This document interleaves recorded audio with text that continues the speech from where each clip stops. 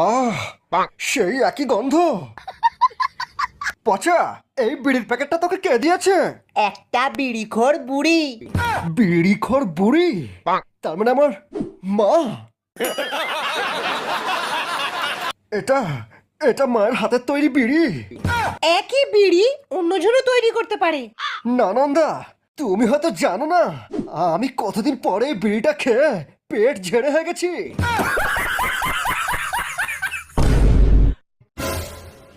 মা, মা, তুমি জানো যে আমি তোমার স্পেশাল বিড়ি ছাড়া কিছু খেতে পারি না মা। মা গো, আমাকে একবার একবার তোমার স্পেশাল বিড়িটা খেতে দাও মা। কতদিন আমার পায়খানা ক্লিয়ার হয়নি মা, একবার।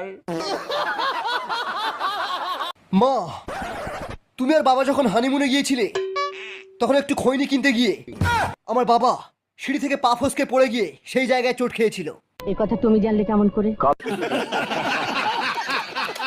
কাল রাতে বাবা আমার স্বপ্নে এসে বলে গেছেন, আরো বলে গেছেন বাবা আমার হওয়ার জন্য পাড়ার সমস্ত বিড়িখোরদেরকে একটা করে শান্তি বিড়ির প্যাকেট কিনে দেওয়ার মানত করেছিলেন, কিন্তু বাবা তা দেননি।